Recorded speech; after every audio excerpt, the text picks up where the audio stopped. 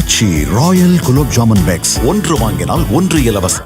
Celebrate this Diwali with the Indian Princess. Shop your favorite styles and get induction stove free. Visit your nearest store today. துளாராசி அன்பர்களே, October மாதம் எப்படி இருக்கும்?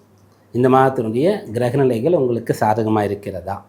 கவனமாக இருக்க வேண்டிய அளவிற்கு கிரகங்கள் பாதகமாக செயல்பட போகிறதா? இந்த மாதத்திற்கான வழிபாடு என்ன, பரிகாரம் என்ன, இதெல்லாம் நம்ம இப்போ பார்க்க போகிறோம். முதல்ல ராசியாதிபதியாக இருக்கக்கூடிய சுக்கிரன்.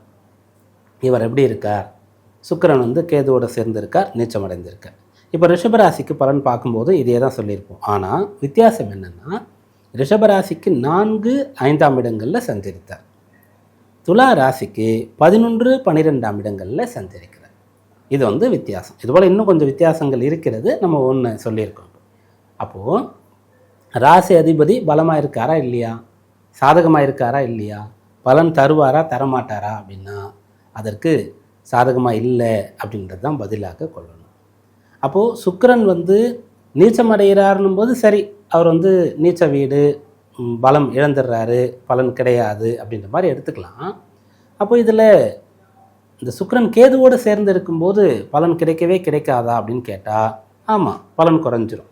சுக்கிரனை பொறுத்த வரைக்கும் ராகுவோடு சேர்ந்தார்னா, அப்படி சுக்கிரன் ராகு சேர்ந்து சுயஜாதகத்தில் இருக்க பெற்றவர்கள் அப்படியே கப்பல் மாதிரி காருன்னு சொல்லுவோம் இல்லையா, அப்படி இறங்குவாங்க. அப்படியே அரண்மனை போல் வீடு, வீடுன்னே சொல்ல முடியாது, அது பங்களா அது அப்படின்னு நம்ம சொல்லுவோம் இல்லையா, அப்படிப்பட்ட வீடு கிடச்சிடும். எப்பயுமே புத்தாடை போல் ஃப்ரெஷ்ஷாக அந்த ஆடை அப்படியே நீட்டாக இருக்கும், அப்படியே க்ளீனாக. அவங்க வந்தாலே அந்த பர்ஃப்யூம் ஸ்மெல் அப்படியே வரும்.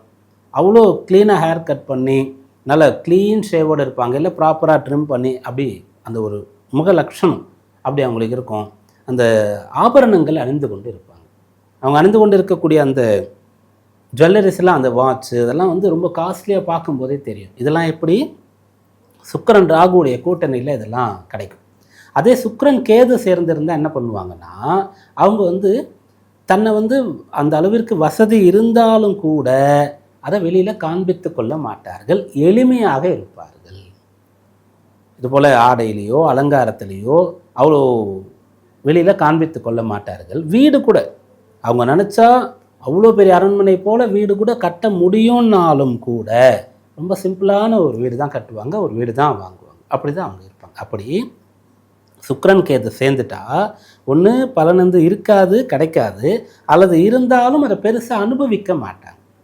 அவங்களுடைய இஷ்டம்லாம் இது போல் லக்ஸூரியஸான விஷயங்களில், ஆடம்பரமான விஷயங்களில் தன்னை அப்படி படாடோபமாக காண்பித்து கொள்ளணுன்றதில் இருக்காது. அதனால் ராசியாதிபதி சுக்கிரன் கேதுவோடு சேர்ந்து 11ல் இருக்கும்போது நிறைய சம்பாதிக்கணுன்ற எண்ணம் கூட கொஞ்சம் குறைஞ்சிரும்.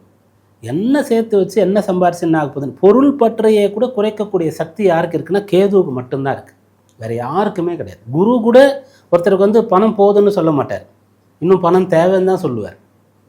அதனால் இந்த கேது தான் ஒருத்தருக்கு அந்த பற்றை குறைப்பார்.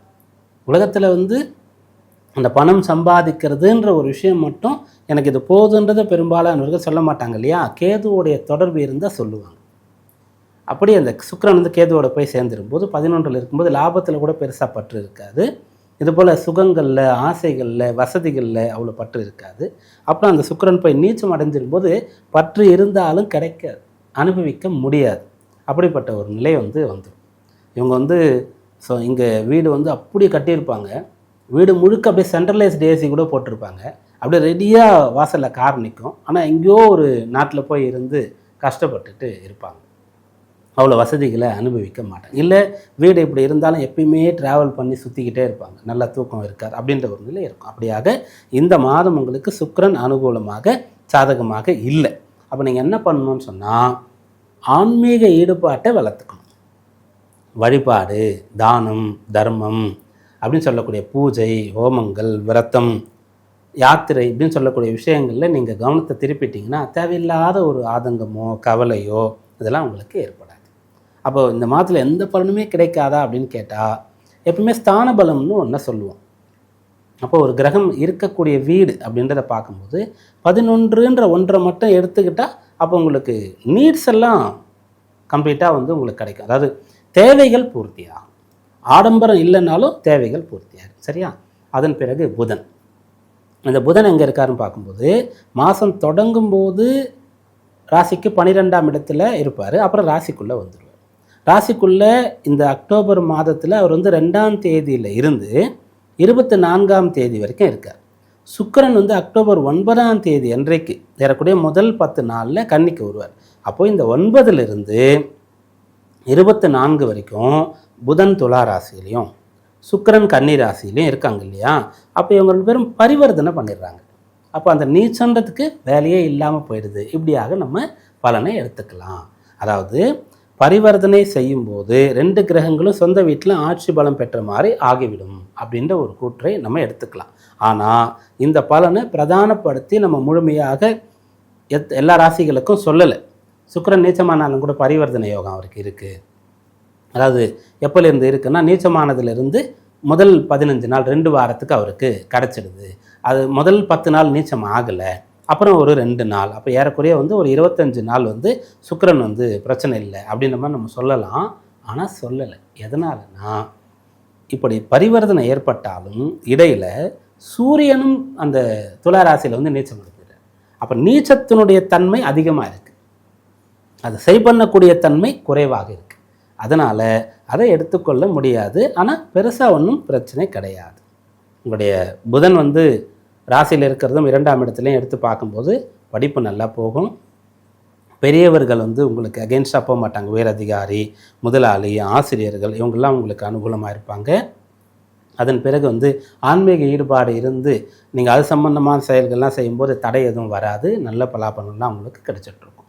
செவ்வாய் ராசியிலேயே சஞ்சரிக்கிறார், ஆனால் குருவால் பார்க்கப்படுறார். அப்படின்றதுனால நல்ல பலன் கிடைக்கும். எப்படி கிடைக்கும்னா, செவ்வாய் ராசியில் இருக்கும்போது அதாவது எண்ட் ஆஃப் த டே கடைசியில் ஒரு தைரியம் கிடச்சிடும்.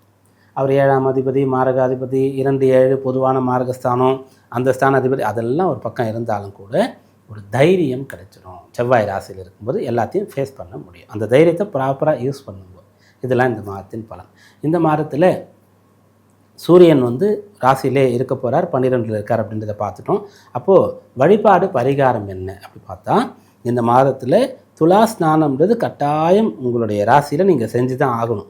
துலா ராசியில் சூரியன் இருக்கும்போது தான் துலா ஸ்நானமே வருகிறது. அதனால் துலா ஸ்நானத்தை எத்தனை நாள் செய்ய முடியும், எத்தனை முறை செய்ய முடியும் அப்படின்னு பார்க்கலாம். அல்லது ஒரு 2 முறையாச்சும் அது ஆரம்பம் முடிவில் செய்யணுன்றது ஒன்று இருக்குது. ஆரம்பம் வந்து இந்த மாதத்தில் இருக்குது, துலா ஸ்நானம் பூர்த்தி அடுத்த மாதத்தில், ஆங்கில மாதத்தின்படி அடுத்த மாதம் வரும். அப்போ துலா ஸ்நானம் முறைப்படி நீங்கள் செய்யுங்க.